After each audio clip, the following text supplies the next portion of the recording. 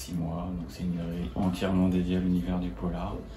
Donc décliné sous toutes ses formes, tous les âges. L'idée c'était d'avoir un lieu intergénérationnel assez chaleureux où on peut partager voilà, cette passion des mots, des livres et accessoirement du polar. Voilà, le polar parce que je suis tombé amoureux du genre, j'avais 20 ans. On s'est rencontrés à la médiathèque de Saint-Pierre, qui organisait les jours du polar. Donc j'étais invité en tant qu'auteur local. Il écrit en jeunesse, il écrit en BD, il écrit en adulte. Et en fait, c'est tout ce que j'ai voulu mettre. Tu fais toujours à tout faire. Voilà. C'est ce que j'ai voulu mettre. Radio, oui, la fiction radiophonique. Oui. Contre avec l'auteur qui va se faire ZAN. Moi, je vais poser des questions, mais vous, si vous avez envie de poser une question, vous êtes libre. On va entrecouper avec la lecture de ces 2 mignonnes jeunes filles qui sont là. Donc, elles vont lire des passages. Ça va être spécialement jeunesse de la région de Pau. Et j'ai vu que vous avez enseigné pendant 20 ans en économie. C'est pas une mince affaire, la chose change totalement. Et puis, ou pas. Ben non, parce qu'en économie, on parle de la société, on parle des individus, on parle des relations les uns avec les autres. On fait beaucoup d'histoire, beaucoup de sociologie, donc c'est aussi la base de tous ces romans. Oui, et c'est vrai qu'on le retrouve dans vos livres, ces environnements un peu particuliers, abandonner l'enseignement, et vous êtes mis à l'écriture. Et ça a matché tout de suite? Ah non. Ah non, ça n'a pas matché tout de suite. Non, ah non. Ça a matché sur le premier texte, mais qui était un récit familial et qui était une nouvelle. Oui. Et après, j'ai écrit quelques romans dont personne n'a voulu, avant qu'un éditeur m'appelle pour me dire « Ah, bon, ça nous plaît, rencontrons-nous ».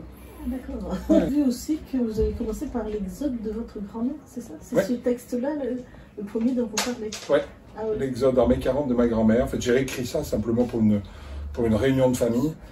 Et en écrivant ça, je me suis rendu compte que j'aimais écrire et puis ça ne m'a jamais quitté depuis. L'exode de d'où? C'est au début de la Seconde Guerre mondiale, comme beaucoup, elle était en Bourgogne. Ils s'attendaient à des bombardements allemands parce qu'il y avait beaucoup d'usines dans cette ville-là.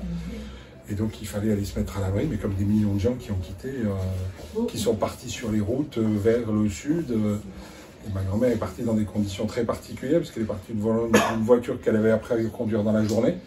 En une journée, elle était enceinte, elle avait 3 filles à l'arrière, elle a accouché en route. Et voilà, donc c'était ce récit-là de femme. Et en plus, elle avait une image qui m'avait marqué, c'est que mon grand-père, comme il s'était rendu compte qu'elle n'avait pas tout retenu quand il lui avait appris à conduire cette voiture dans l'urgence, il avait accroché des étiquettes à toutes les manettes de la voiture, comme ça, ben voilà, c'est avec le clignotant était là, que les phares étaient là. Et elle est partie comme ça sur la route. Ah, c'est mon préféré. Je crois pas qu'on puisse choisir Jean-Christophe comme pseudo. À moins d'être un peu maso dans les séances de dédicace tellement c'est long. Non. Ouais, un aller-retour dans le noir. Dans le noir. Qui est un salon dédié aux littératures noires et policières qui se déroule à Pau depuis. Ils sont en train de préparer la 16e édition. Je dis ils sont parce que moi je me suis occupé des 10 premières puis j'ai passé la main aujourd'hui. Et où on invite chaque année 35 auteurs français, étrangers à échanger sur un certain nombre de sujets, à rencontrer les lecteurs, à débattre. L'écriture, c'est justement aller explorer plein de genres différents, d'aller explorer des manières d'écrire différentes. Donc c'est pour ça qu'il y a des romans pour les très jeunes, il y a des romans pour les jeunes ados, il y a des romans pour les grands ados, il y a des romans pour les adultes. Et puis j'ai découvert par hasard l'écriture de scénario pour la bande dessinée. Donc là, il y en a 3 à ce jour, il y en a une 4e qui va bientôt arriver, et puis...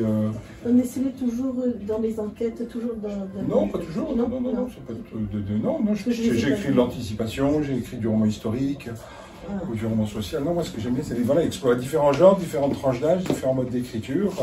Là, actuellement, on est en train de travailler sur de l'écriture de scénario avec cette série-là. Oui. Donc là, pour l'audiovisuel, il y a eu les fictions radiophoniques pour France Inter aussi, sur un autre mode d'écriture. Là, en projet arrive bientôt en mai une comédie pour grands ados, donc il n'avait déjà pas été exploré ce genre-là jusque-là, donc ça a été aussi une... Jeudi 7 juillet, une portière de voiture claqua soudain devant la maison, puis une autre. Surpris, Alex regarda l'heure sur son ordinateur portable. 23 h. Il fronça les sourcils aux aguets. L'écran déversait les images étourdissantes d'un rallye automobile. Fatigué par les rugissements des moteurs, Alex a fait couper le son en attendant le début de la retransmission du marathon de Gold Coast en Australie. Il aimait le spectacle de cette foule compacte, s'élançant au signal du starter dont très vite les meilleurs s'extirperaient, tandis que derrière eux, le peloton s'étirerait toujours davantage.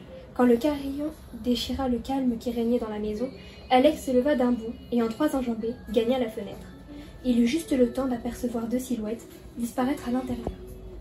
Alors qu'il s'apprêtait à gagner l'escalier pour identifier les visiteurs, une seconde voiture s'arrêta le long de la haie. Un homme en sortit qu'il reconnut malgré la nuit, Monsieur Cogniel, un militaire à la retraite qui vivait 3 rues plus haut, près de la Nationale. Cogniel poussa le portillon, habituellement fermé à clé à 7 heures. Remonta l'allée de sa démarche assurée et pénétra dans la maison. Son visage était grave. Au loin, des éclairs de chaleur zébraient le ciel. Alex enfila un t-shirt, ouvrit avec précaution la porte de sa chambre et descendit 2 marches. Combien de soirées avait-il passé là, plus jeune, à suivre en cachette les films que ses parents regardaient à la télé? Cette pensée lui serra le cœur. Il avait à l'époque 12 ou 13 ans. Des conversations lointaines lui parvinrent. Son père recevait les visiteurs dans la cuisine. La porte était fermée. Alex hésita un instant à les rejoindre. Depuis que son père avait arrêté de fumer, une dizaine de jours plus tôt, il était irritable. En surgissant ainsi, ne déclencherait-il pas un nouvel accrochage? Mais la curiosité fut plus forte. Il dévala l'escalier, traversa le salon, sans arrêt. Sous ses pieds, la fraîcheur du carrelage tranchait avec l'atmosphère étouffante. On est fan de ce genre d'écrit parce qu'évidemment, avec le grand raid, on a toujours quelqu'un, on connaît toujours quelqu'un qui court, qui est dans la montagne en train de courir, donc vraiment, on est fan. Mais moi, ma question, c'était, vous faites du trail, vous courez, Parce que c'est écrit comme... Si je dis non, je vais casser ma réputation. Non, parce que j'ai l'endurance, mais je suis fasciné par tous ceux qui font des courses d'endurance, que ce soit le marathon, que ce soit effectivement ces grands raids-là. Ouais. Donc j'avais envie d'écrire dessus. Mais on peut écrire sur des choses que l'on ne fait pas. Ouais. Heureusement. Oui, et je parce que trouve moi j'ai des romans où j'ai tué des gens. Je peux besoin de le faire. Le fait de rentrer dans la peau du narrateur, que ce soit un jeune, donc dans Alex ou dans les autres, ou dans 10 minutes pour... Tu sais que pour écrire, il faut avoir 5 ans d'âge mental. Parce qu'à 5 ans, on sait s'inventer des jeux, on sait rentrer dans des rôles. On va jouer aux gendarmes, aux voleurs, on est convaincu d'être les gendarmes ou d'être les voleurs. On va jouer au marchand, à la marchande, et on est convaincu de l'être. On va faire la classe au poupée, au peluche, et on est convaincu d'être l'instituteur, l'institutrice. Et on sait faire ça. Et en fait, écrire... moi, je ne sais pas écrire d'un point de vue d'un narrateur omniscient qui voit tout, qui entend tout, qui sait tout. Ça, je ne sais pas le faire. Moi, j'ai besoin de rentrer dans cette intériorité des personnages. Voilà, donc du coup, effectivement, moi, quand j'écris un dossard pour l'enfer ou Foulée d'enfer, voilà, je suis Alex, j'ai 17 ans. Je rêve de courir ce semi-marathon, je m'entraîne et il faut que je sois capable de percevoir les choses comme lui les perçoit. Un peu à la Zola, la manière de Zola, où vous avez ces environnements là, où vous fermez vos personnages dans ces environnements et ils vivent. J'avais ces eaux là-haut, hein, et puis moi je vais rester là. Quand même. Non, moi j'ai trouvé. Bon, après, ça n'engage que moi. Hein, de ce que vous dites, j'étais fan de Zola moi quand j'étais lycéen. Ça n'engage que moi, c'est pas... Comme j'ai découvert justement Zola ou Hugo, ce qui m'a frappé, c'est qu'en fait on avait des romans qui parlaient des gens. Voilà, des gens, des monsieur et des madame tout le monde, des gens de terrain, des gens de toutes conditions et surtout des basses conditions. Et ce qui me plaisait aussi, c'est qu'au travers de ces personnages, ça racontait tout.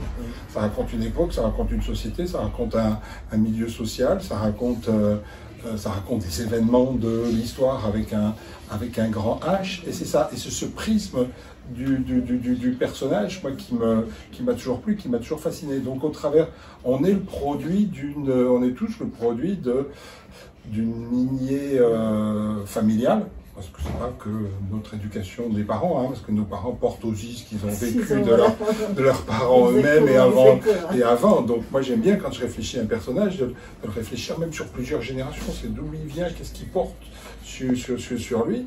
On est le résultat d'un milieu social, on est le résultat d'une époque, on est le résultat d'un lieu géographique et donc moi c'est des choses que je construis beaucoup pour mes personnages justement pour que déjà apprendre à les connaître, parce que pour pouvoir devenir eux quand j'écris il faut que je les connaisse à fond et en même temps voilà, comme ils sont le résultat de tout ça, en parlant d'eux, ça me permet de parler d'un moment.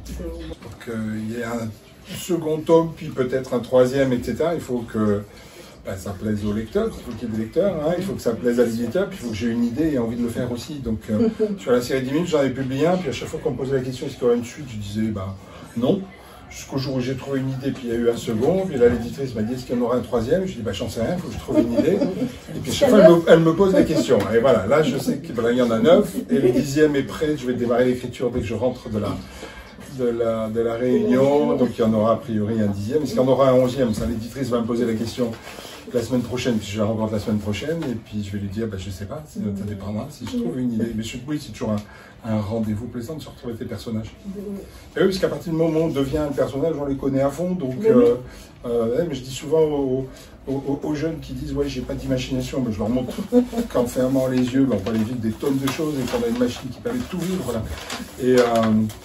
Et qu'en fait, tous ceux qui font des études sur le fonctionnement du cerveau, aujourd'hui, sont tous unanimes et ils disent tous, ce qu'on vit dans la tête, c'est aussi puissant qu'un vrai souvenir. Et on peut vivre les choses à fond dans la tête, à condition d'accepter de lâcher prise, quitter qui on est pour devenir l'autre. Il y en a plein qui ne s'autorisent pas à ce genre de choses-là.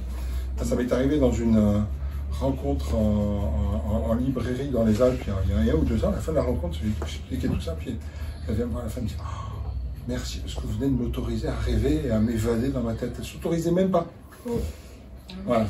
J'étais vraiment. Voilà. On peut tout vivre en fermant les yeux, on peut aller tout faire. Et plus on les vit à fond, plus on va pouvoir les raconter. Et on se rapprochera d'un vécu. Oui. Après, il faut savoir l'écrire un petit peu, au sens que je dis. Il y a quand même une simplicité dans l'écriture et il y a une fluidité aussi. Et cette fluidité, vous travaillez longtemps, vous écrivez tous les jours, un peu le matin. Et en fait, voilà, vous avez utilisé le verbe raconter, moi c'est ça que j'utilise toujours, parce que raconter, on ne peut pas raconter quelque chose qu'on ne connaît pas. Donc ça veut dire que l'essentiel du travail, c'est pas de faire des phrases. C'est d'arriver à faire exister l'histoire, arriver à rendre les personnages vivants, arriver à aller vivre à fond tout ce que l'on a en tête, et après on trouvera les mots pour pouvoir le raconter. Donc ça, déjà, c'est déjà une première chose. Après, moi, j'ai un gros défaut, c'est que je lis extrêmement lentement, parce que je lis à voix haute dans ma tête. Donc quand je lis un texte, je me fais des intonations. Si le personnage parle lentement, je parle lentement dans ma tête. S'il bégaye, je bégaye dans ma tête. Voilà, donc tout est à l'oral. Donc du coup, c'est comme un audio-livre, moi, que je vais me jouer en plus. Hein. C'est pas juste on débite les phrases. Et donc, je suis très sensible, moi, quand je lis au rythme, aux sonorités. Et donc, du coup, ce qui est un handicap, parce que du coup, je lis lentement et j'aimerais bien beaucoup plus lire que ce que j'ai. Du coup, un bouquin va me prendre beaucoup plus de temps que pour quelqu'un d'autre qui est capable de lire lentement. Mais je me rends compte que j'écris aussi à voix haute. Voilà, donc du coup, je m'entends dire les phrases, donc je joue tous les dialogues dans ma tête, et même les phrases de narration, ça m'arrive de me dire, tiens, alors, ça les manque, tiens, celle-ci, il manque 2-3 syllabes pour que ça sonne, ou les mots qui vont sonner les uns avec les autres. Donc voilà, j'essaye. Cette fluidité peut-être vient, je ne sais pas, mais en tout cas peut-être vient de là, du fait que je travaille à voix haute, intérieure. Hein, je ne saoule pas tout le voisinage en déclamant mes bouquins chez moi. Hein, y a pas de... Donc il y a des auteurs qui m'embarquent tout de suite en 3 phrases, parce que justement, ils ont une musique qui correspond et un rythme qui correspond certainement au mien. Je cite souvent cet auteur-là américain qui s'appelle Larry Brown, mais dont tout ce qu'il a pu faire, c'est extraordinaire. Et ça m'emmène entre 3 lignes, du coup, il y a cette fluidité, il y a ce rythme, et je suis parti avec les personnages, je suis parti avec les images, et je vais vivre tout ça complètement. Quoi. Mais justement, quand vous dites que vous rentrez, la semaine prochaine, vous imitez, il est prêt à écrire, ça veut dire que toute l'imagination, toute l'histoire dans la tête, elle y est déjà, elle est construite. Et que là, vous n'avez plus qu'à raconter, ouais. C'est déjà quelque chose qui est... J'ai déjà toute l'histoire, donc j'ai déjà toutes les étapes, j'ai déjà les thématiques, j'ai mes personnages, j'ai le découpage par chapitre, je sais d'où je vais, je sais où je vais arriver. Je l'ai en grande partie vécu dans ma tête. Donc ouais, voilà, je fais rire à chaque fois les jeunes, mais quand je viens d'arriver, je dis, mais voilà, je suis là, je travaille. Je vais aller vivre les choses. Moi, j'ai toujours envisagé un livre comme étant une invitation faite au lecteur à venir vivre quelque chose. Donc, dès le départ, je sais où j'emmène le lecteur, qu'est-ce que je vais lui faire vivre, quelle expérience il va vivre avec cette histoire-là, quelles émotions il va ressentir. Et ça, c'est mon projet d'écriture à chaque fois. Moi, comme un de mes thèmes favoris, travaille sur la notion d'émancipation. Comment arrive-t-on à faire un choix éclairé, un choix libre à un moment donné? C'est aussi que mes personnages sont en permanence dans ce face-à-face avec eux-mêmes, qui est un face-à-face qui est long, qui doit être suffisamment lucide pour dire voilà ce que je porte, voilà ce qu'il y a, voilà ce que je dois couper, voilà ce que je peux emmener ou pas. Donc du coup, j'ai besoin de connaître ça pour savoir qui vont décider par la suite. Jade Ferré. Voilà ce que je rêve d'entendre au micro. Mon nom. Juste mon nom. Je n'ai jamais ressenti un stress aussi aigu. Mon estomac ressemble à une fourmilière dans laquelle on aurait donné un coup de pied. Mes pensées sont comme des papillons rendus fous par une ampoule électrique un soir d'été. Un poids inhabituel pèse sur mes poumons que je ne parviens plus à remplir. Autour de moi, je ne distingue plus les personnes, mais seulement des silhouettes. Quant à mon cœur, il pulse avec la puissance d'un marteau-piqueur. Je me force à respirer, regarde l'heure sur mon téléphone. Il est 10h45. L'annonce des candidats retenus pour l'émission était prévue à 10h30. Pour être certaine de ne pas la louper, j'ai mis mon réveil de manière à arriver une bonne heure à l'avance devant les locaux de la chaîne de télévision. Malgré l'insistance de ma grand-mère, je n'ai pas pris le temps de déjeuner, refusant même le verre de jus de fruits qu'elle me tendait. Ce n'est pas comme ça que tu vas tenir, a-t-elle lancé d'un air contrarié. Ma grand-mère est toujours inquiète à mon sujet. Elle me trouve jamais assez couverte en hiver et certaine que je me nourris mal, ou en tout cas pas suffisamment. Même quand je clame que je n'ai plus faim, elle ne peut s'empêcher de me resservir. Ça te fera du bien. C'est sa grande phrase. Pour une fois, je me dis que j'aurais dû l'écouter. Avec quelque chose dans l'estomac, je me sentirais sans doute mieux. Ça va? Le garçon qui m'a posé la question me dévisage comme si je débarquais d'une autre planète. Oui. Je mens. Je pose mon regard sur son badge. Mao, 14 ans. Puis le détaille un instant. Brun, une tête de plus que moi, ce qui est rare pour un garçon de mon âge. Ses cheveux cachent son front, masquent en partie son regard, encadrent un visage long et fin, ce qui lui donne un air énigmatique. « Tu es d'ici » demande-t-il soupçonneux. Parce que c'est l'histoire de casting. Donc ils vont faire un casting dans ce village pour une télé locale. Et puis les deux personnages là se présentent, Mao et Jade, c'est ça, Mao et Jade qui se présentent à ce casting. Et voilà. C'est le tome 4 de la série 10 minutes. On n'est même pas pris dans le suspense. Des fois, on est dans l'émotion. Qu'est-ce qui va leur arriver? On a même un peu peur pour ces jeunes. Mais à chaque fois, vous nous étonnez. À chaque fois, c'est étonnant. Merci, j'ai bien fait de venir. Non, mais ma question... Et moi, je ne me pose pas toutes ces questions. Ah, ouais. En fait, moi, c'est ça qui m'a plu. Alors, je me suis posé cette question-là, parce que moi, ça me semble totalement évident. Donc, moi, je ne fais aucun effort pour me dire, tiens, j'ai 8 ans, tiens, j'en ai 13, tiens, j'en ai 15, tiens, j'en ai 17, tiens, je suis un homme, tiens, je suis une femme en fin de vie et je suis en train d'expirer, comme d'effacer les hommes. Voilà, voilà, comme il y en a, ça va être naturel de monter une voie d'escalade comme ça, et en ayant le sens de la prise et de ci, comme d'autres qui vont être sur les voiliers, qui vont sentir le vent sans trop se poser des questions. Voilà, moi ça ne demande aucun effort particulier. Alors là, je me suis posé la question, d'où est-ce que ça pouvait venir? Je reconstitue les choses et j'en sais rien, mais c'est vrai que j'ai été pas mal malade étant tout gamin. Et du coup, j'ai été aussi un peu isolé, un peu seul par moments par rapport à cela. Et évidemment, j'ai toujours pris l'habitude, ça vient de là, mais d'aller vivre toutes les vies que je ne pouvais pas vivre dans la vraie vie, de cette manière-là. Donc moi, ça a toujours plu. Et peut-être que j'ai jamais quitté l'âge mental de 5 ans. J'explique aux jeunes que je fais le même boulot qu'un acteur. Un acteur, quand il dit à la fin d'un tournage, j'ai eu du mal à sortir ce rôle-là, c'est ça, c'est il est rentré vraiment dans la peau du personnage, il est vraiment rentré dans son champ émotionnel, dans sa façon de voir les choses, dans son histoire. Et c'est ça, les bons acteurs ou les bonnes actrices, c'est ceux qu'on oublie. Tous, voilà, ce qu'on voit, c'est les personnages qui sont en train de jouer. Et je pense qu'on peut faire exactement la même chose en écrivant, et je pense que c'est ça qu'il faut faire, c'est devenir ça accepte d'être dans le lâcher-prise, accepter de ne plus être qui on est, de rentrer dans le corps et dans la vision et dans l'état d'esprit du personnage, et ça demande certainement un petit peu d'empathie. Voilà, c'est ça, c'est se mettre dans la façon de voir de... Moi, c'est ce que j'ai ressenti aussi en lisant La Traversée. C'est le seul ouvrage que j'ai lu de vous grâce à Sophie Martin. Et donc, et c'est pareil, je me suis demandé où vous étiez allé, que vous aviez rencontré des migrants pour à ce point-là l'écrire. On ne peut parler que de ce que l'on connaît bien, donc effectivement il y a toute une phase de documentation. Alors on parlait des romans tout à l'heure sur le trail ou sur... voilà, donc j'ai rencontré des personnes qui courent le trail, j'ai lu des revues, des gens qui s'y préparent, qui m'ont raconté voilà, comment on s'y prépare, comment on s'entraîne, ce qu'on ressent comme fatigue aussi. Puis après c'est devenir. Alors il y a la documentation qu'on peut avoir en rencontrant des gens, il y a ce qu'on peut lire aussi, il y a parfois c'est aller sur le terrain.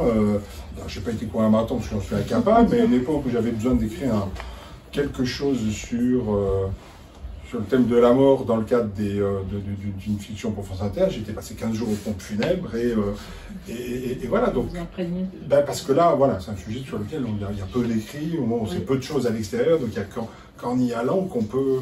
Donc j'avais leur demandé si je pouvais faire un stage d'observation, ils étaient un petit peu surpris, et puis je suis arrivé le matin à 9h, à 11h j'étais avec le thanatopracteur, et puis voilà, puis ça s'est fait de cette manière-là. Dans le cadre des migrants, j'en ai pas rencontré en amont. Et à la limite, tant mieux, parce qu'après, j'ai eu l'occasion d'aller un certain nombre de fois dans le camp de migrants de Calais, ce qu'on appelait la jungle de Calais, et j'ai jamais pu écrire depuis, parce que voilà, c'était devenu des vrais gens, et c'est très très difficile après d'en faire des personnages de romans. Après, on va puiser dans des émotions... Voilà, moi j'ai dédié ce livre à mon père. Mon père est tombé malade au début de la préparation de ce roman. Il est décédé à la fin de la préparation de l'écriture de ce roman. Ça m'a pris 3 ans. Il y a eu 2 ans de préparation pour l'écrire. Et j'ai fait le parallèle aussi entre ce que peut éprouver un migrant qui dit « je pars et je ne reverrai peut-être jamais mon pays, je ne vais peut-être jamais revenir ». C'est une sorte de deuil. Et moi je voyais mon père diminuer chaque jour et je savais qu'à un moment donné je ne le reverrai plus. Donc, c'est aussi un champ émotionnel dans lequel j'ai été épuisé pour pouvoir écrire ce genre de choses-là. Parce que,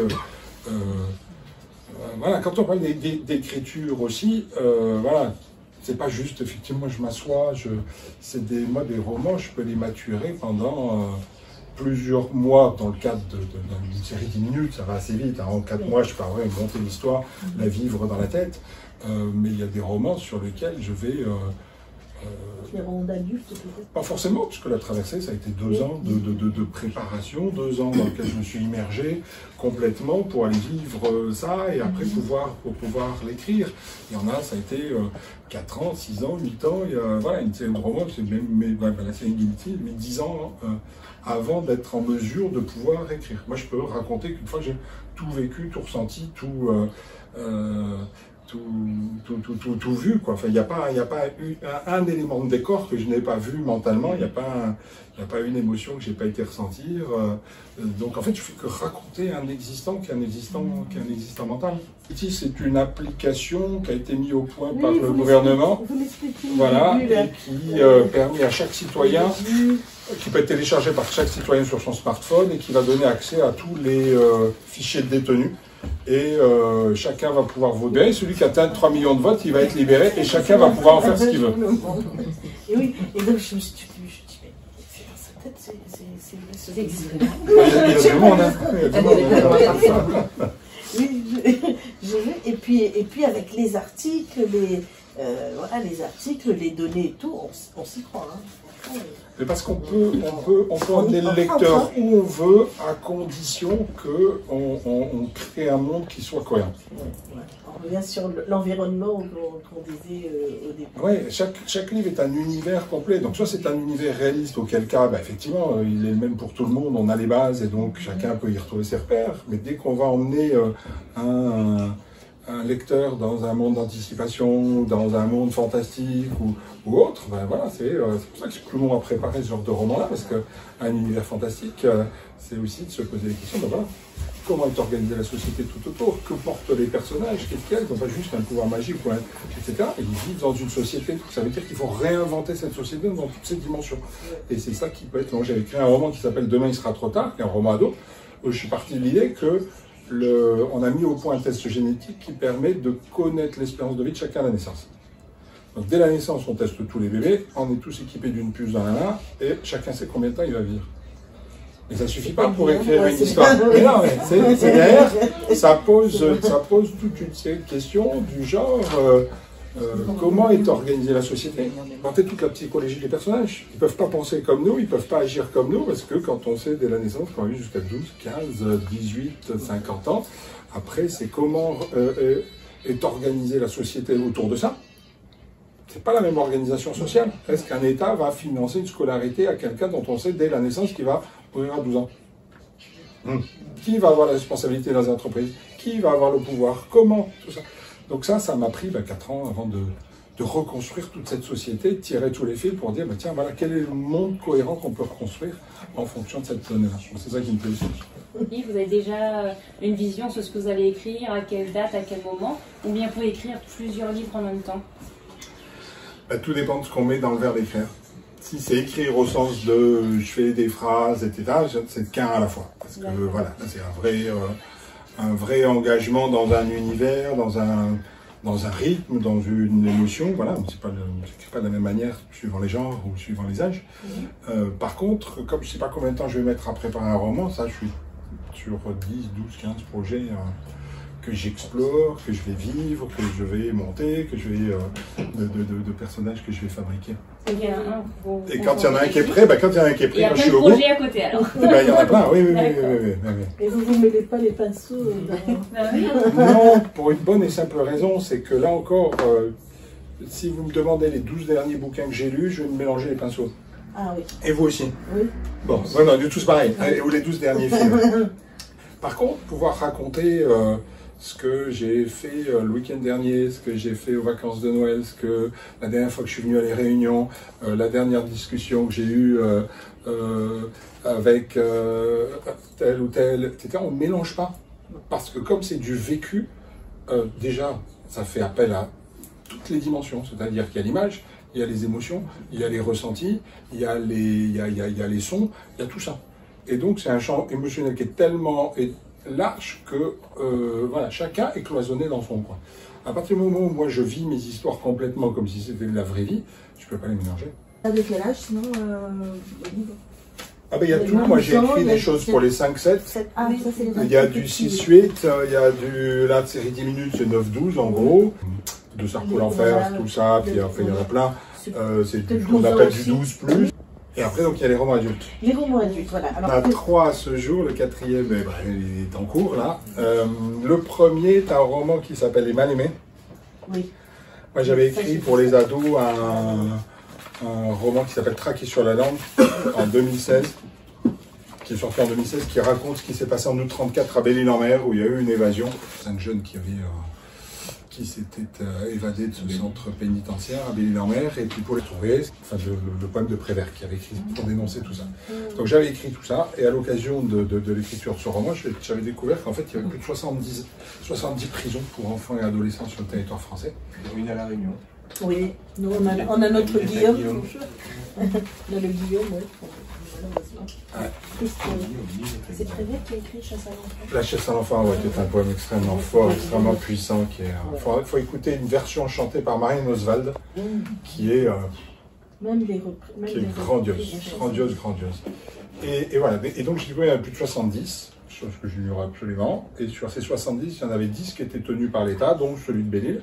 Et après, il y en avait 60 qui étaient des bagnes privés, qui étaient soit tenus par des congrégations religieuses, soit c'était des riches propriétaires terriens à qui on filait des gamins, puis en gros ils en faisaient à peu près ce qu'ils voulaient. Donc c'était des machines à broyer, les derniers ont fermé en 1945, c'est l'ordonnance de 45 qui a mis fin au bagne pour enfants et adolescents. Sur les archives d'un bagne qui était situé à Vaillocès, à côté de Montpellier, et ce bagne-là, une particularité, c'est qu'en 34 ans d'existence, il y a plus de 400 jeunes qui sont morts dans ce bagne-là, ce qui fait en moyenne un tous les 3 jours. Donc c'était, voilà, ils n'étaient pas nourris, ils n'étaient pas soignés, ils étaient battus, ils travaillaient 15 heures par jour à des pierres et des champs, enfin c'était l'enfer. Et voilà, donc quand on feuillette ce genre de choses-là, et puis qu'on a ces registres d'écrou dans lesquels on voit là qui rentrent à 8 ans ou à 10 ans, on a leur taille, on a un descriptif, on sait que voilà, tout ça c'est des choses qui remuent, puis avec une colonne terrible, hein, cause de la sortie décédée et puis qu'on voit que beaucoup ne dépassent pas les 10 ans ou les 12 ans parce qu'ils sont remportés par les maladies, voilà. Et j'étais tombé sur un article, un entrefilet de presse de l'époque qui, à Vaillocès, expliquait que dans le cimetière où étaient enterrés tous ces gamins-là, il y a des villageois qui ont vu des lumières, qui ont entendu des bruits, il y a des bêtes qui seraient tombées malades en allant paître là. Donc tout de suite, la rumeur s'est mise à courir, que c'était des enfants qui revenaient se venger, que c'est Dieu qui venait les punir, que le diable était là. Et ça c'était 17 ans après la fermeture du bagne. Et donc je me suis dit, tiens, ça c'est la culpabilité collective qui s'exprime. Donc je suis à cet instant-là, parce que moi j'aime bien les instants de bascule quand j'écris un roman, c'est on a un équilibre à un moment donné, et puis on s'aperçoit que un décès, une catastrophe, voilà, tout ça, ça va rompre l'équilibre. C'est comment chaque personnage va essayer de reprendre pied là au milieu. Parce que dans ces bagnes, c'était les gens du coin qui travaillaient, c'était les paysans du coin qui servaient de gardiens, c'était les femmes du village qui servaient de cantinières ou de lingères, etc. Bon, voilà. Et donc c'est quelques jours où la rumeur a couru, et on est donc début 20e, où chacun fait face à ses fantômes et à ses démons, et comment tout ça va basculer dans ce village-là. Donc ça c'est le premier, les Manéais. Le second, qui s'appelle Effacer les hommes, se passe en 1965 en France, en Aveyron. Moi, ce qui me plaisait dans cette décennie-là, c'est qu'on est dans une décennie de bascule. On est encore dans une France extrêmement corsetée, et en même temps, il y a déjà toute une série de petits signes qui annoncent 68. Bon, on ne sait pas à ce moment-là, hein. On voit apparaître la mini-jupe, on voit apparaître le français dans les offices, on voit apparaître le tutoiement dans le Notre Père, on voit en juillet 65, le Parlement autorise les femmes à signer un contrat de travail ou à ouvrir un compte bancaire sans l'autorisation de leur mari. On a la chanson des Rolling Stones, Satisfaction, qui arrive. C'est la première chanson dont les paroles évoquent cette période d'opulence, et en même temps qui évoque les laissés pour compte. Et tous ceux qui ne profitent pas de toutes ces avancées économiques, c'est l'arrivée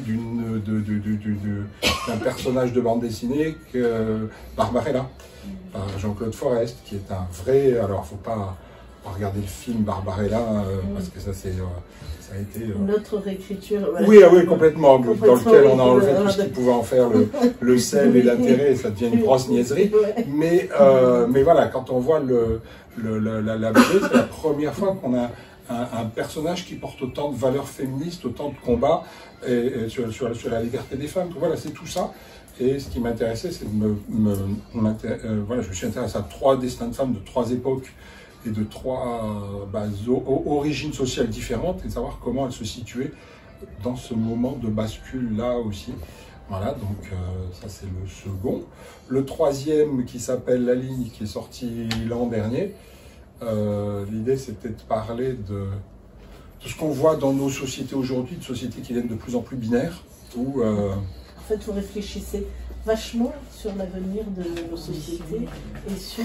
C'est pour ça que je disais que c'est peut-être pas très loin de prof d'éco, c'est aussi de voir...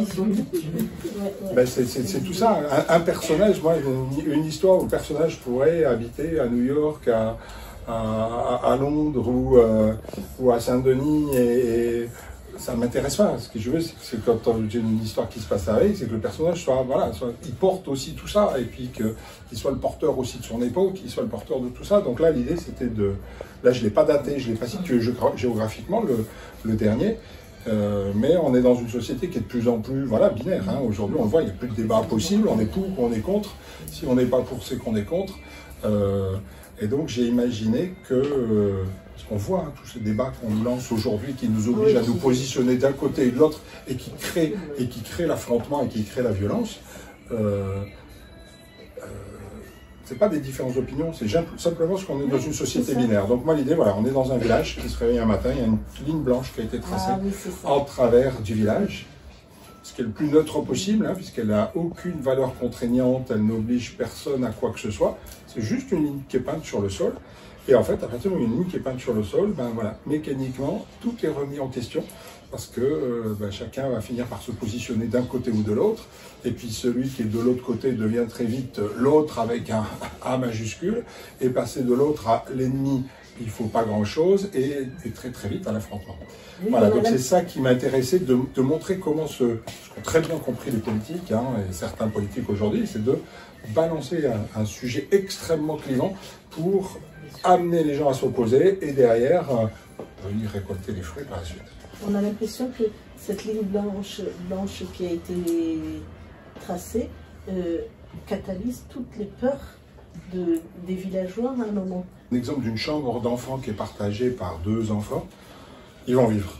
Ils vont se partager l'espace, ils vont vivre, ils vont s'échanger des choses, etc. À partir du moment où un parent, pensant bien faire, déciderait de tracer une ligne blanche en disant bah, tiens, voilà, ça c'est ton côté, puis ça c'est le tien, c'est le début de la fin. C'est-à-dire que chacun a son côté, et le premier qui va faire dépasser un jouet de l'autre côté, ou qui va mettre un petit peu de son bazar, l'autre va lui dire ça c'est à toi, hein, tu le reprends. Et puis 1 fois, 2 fois, 3 fois. Puis la 3e ou la 4e fois, il va lui mettre un pain, et puis ça va partir en vrille, parce qu'il dit t'as rien à faire, et c'est chez moi. Voilà, donc cette ligne-là, c'est l'élément qui va amener chacun à se positionner. Et quand on se positionne, ben on va aller chercher tous les arguments qui peuvent exister. Donc ça va permettre de faire ressurgir tout ce qui est toutes les frustrations, toutes les jalousies, toutes les choses qui ont été mal vécues. Le vivre ensemble, c'est quoi? C'est on vit avec les autres, on supporte les autres, et tout ce que l'on ne supporte pas, on le met au fond de la poche avec un bon mouchoir par-dessus, et on admet que l'autre, bah oui, il peut être différent, ouais, on n'est pas d'accord, oui, mais voilà, on compose avec. Mais le jour où il y a une situation un tout petit peu plus compliquée, un deuil dans une famille, et le moment de l'héritage, on voit que c'est le moment critique, c'est le moment où tout va surgir. Ah ouais, mais quand on était petit, il y a eu ceci, il y a eu cela, etc. Quand il y a la guerre, etc., on a bien vu, hein, vous devriez vous intéresser à machin du 3e étage, parce qu'il a fait ceci, il a fait ça. Ça va être l'occasion de tout surgir. Et là, ça va être le cas. L'équilibre est rompu. Quand l'équilibre est rompu quelque part, chacun est livré à lui-même pour essayer de s'en sortir. Et donc, dans ces cas-là, c'est chacun pour sa peau, et chacun vit avec ses petitesses. Ouais, malheureusement. Stylo pour toute la partie amont, préparation, je prends mes notes à la main, parce que je ne sais pas écrire, parce qu'en fait, c'est pas linéaire du tout, toute la préparation en amont. Ça peut être un plan, ça peut être un schéma, ça peut être des flèches, ça peut être un portrait de personnage, ça peut être le plan d'un lieu, ça peut être une ligne du temps sur laquelle je vais positionner les choses. Donc ça, l'informatique, c'est ingérable, donc tout ça, c'est à la main, stylo. Téléphone pour prendre des notes, tablette pour écrire dessus, parce que sinon j'aurai des carnets partout. Et, voilà. Et après, oui, c'est écriture à l'ordi. Comme j'écris lentement, dans le sens où j'écris à voix haute, et que j'écris qu'avec 2 doigts, c'est très bien, c'est au même rythme. Donc c'est parfait. Donc en fait, je m'entends parler et j'écris en même temps. Donc voilà. Avec 10 doigts, je pense que j'écrirais trop vite et j'aurais pas le temps d'entendre. Ou si j'écrivais sans le faire à voix haute, avec 2 doigts, j'arriverais pas à suivre mes pensées. Mais là, les deux se coordonnent parfaitement. À voix haute et 2 doigts. Non, parce qu'on n'écrit pas le mot fin. C'est comme la notion de début. Quand moi je fais des ateliers d'écriture, que les gens disent je sais pas par quoi commencer. Je dis tu prends une phrase, c'est-à-dire tiens, il pleut, tiens, j'ai entendu claquer une porte, ou tiens, j'ai faim. Pas grave, puisque la première phrase, elle ne sera peut-être pas la première phrase une fois qu'on va retravailler le texte, quoi. Quand on va à Aubagne, au musée de Marcel Pagnol, on voit la version 1 de La gloire de mon père, la première page, et puis on voit la version éditée, puis on voit que le texte, il a énormément évolué. Puis quand on prend les vieux manuscrits, on voit tout ce qui a été rayé, les flèches dans tous les sens, etc. On ne voit plus aujourd'hui parce que c'est l'informatique, mais un texte, c'est de la matière vivante derrière. Voilà, donc le mot fin, on l'écrit à un moment donné, parce qu'on est arrivé au bout du truc, mais comme moi je vais retravailler 1 fois, 2 fois, 3 fois, 10 fois le texte, ce qui était la fin au début, mais peut-être pas après, parce qu'entre-temps, je vais redévelopper un peu les choses, ou je vais l'aborder un petit peu différemment. Voilà. Après, la fin, c'est plus le moment où on se dit, tiens, voilà, j'arrive plus à faire avancer le texte sans le faire reculer ailleurs, quoi. Je suis un petit peu au bout du truc. Donc, c'est là où il y a besoin d'un éditeur qui va accompagner sur faire gagner encore le petit cran qu'il va y avoir derrière avec cet avis extérieur, quoi. Voilà, donc le mot fin, il a le temps d'être posé. Hein. C'est pas, voilà, faut pas se mettre la pression dessus. Vous avez 3 éditeurs, Oh, bah plus en jeunesse, il y a Rajo et Syros en jeunesse. Le fait d'écrire pour différents publics. Bah oui, parce que voilà, Rajo et Syros ne font que de la jeunesse et que du roman. En BD, je travaille avec 2 éditeurs, Jungle là, pour la BD là, qui est là, et puis il y aura Nathan bientôt, puisque le premier tome de la série 10 minutes va sortir en BD en septembre prochain, la 10 minutes à terme, en version BD, donc ça sera avec Nathan. Et après, en adulte, je travaille avec Albin Michel. Oui. Et ça sort en poche, au livre de poche, parce qu'ils ont les accords ensemble. Du coup, j'imagine que vous êtes quand même un petit peu obligé d'alterner les genres pour pouvoir avoir une production suffisante pour la maison d'édition. Oui, ça se fait naturellement ou oui, ça se fait naturellement parce que j'aimerais. La maison d'édition. Non, il n'y en a pas. Non, il n'y en a pas. Voilà. Voilà. Non, c'est pas une question de chance. Il y en a de moins en moins peut-être. Oui, non, il n'y en a pas. Ben là, voilà, l'idée, c'est le premier, moi, on a du 2021, le troisième est sorti en 2023. Donc l'idée, on s'était mis, voilà, avec l'éditrice, qu'en 25 sortirait le troisième. Et puis bon, on s'est rencontrés, là, on a discuté, j'ai pris du retard pour des raisons personnelles. Ce sera que 2026 et c'est pas grave du tout. Ce qui les intéresse, c'est qu'à un moment donné, il y a un texte. Oui. Voilà, c'est pas la date qui est importante, c'est la qualité du texte, et donc ça sera que 2026. Après, moi, ce que j'aime pas, c'est faire toujours la même chose, donc ça m'intéresse pas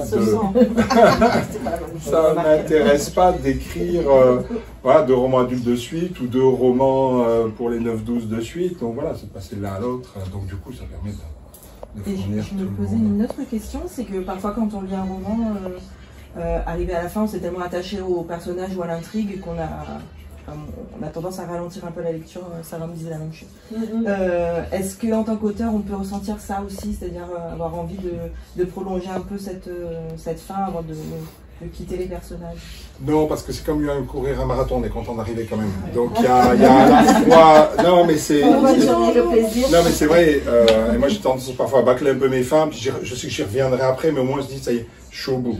Voilà. Et puis, je disais, c'est pas le mot fin quand on est arrivé à la fin de la version 1. Donc il y a à la fois le soulagement d'arriver au bout, il y a à la fois la satisfaction, il y a à la fois la nostalgie de se dire, bah oui, je sors de cette histoire et les personnages... Mais bon, entre le moment où j'ai fini ma version 1 et le moment où ça va sortir en librairie, enfin, au moment où je vais faire la dernière relecture pour le Bouratier, il va s'écouler 8 mois, parfois 1 an, donc je vais avoir le temps de les retrouver aussi, mais il y a bien sûr cette nostalgie-là de quitter les personnages, oui, bien sûr. L'autre jour, ils m'ont fait dans un lycée un escape game. Ah oui, c'est compliqué les escape. Compris. Il faut aller jeter sur une cible. Tu vas commencer. Ouais. On voit ton score. Et le but, c'est ceux qui veulent participer, essaient de se battre. Ah ouais, je vais ouvrir le score à 0.